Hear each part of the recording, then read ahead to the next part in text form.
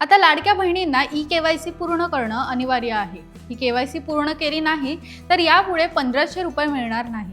यासाठी केवायसी कशी करायची ते जाणून घेण्यासाठी हा व्हिडिओ शेवटपर्यंत नक्की पहा आणि आम्हाला फॉलो केलं नसेल तर आताच करून घ्या।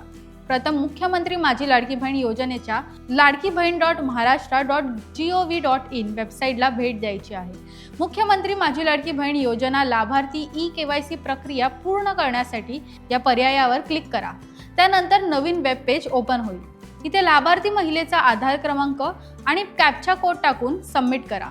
त्यानंतर पती किंवा वडिलांचा आधार क्रमांक टाका आणि कॅप्चा कोड भरून सबमिट करा।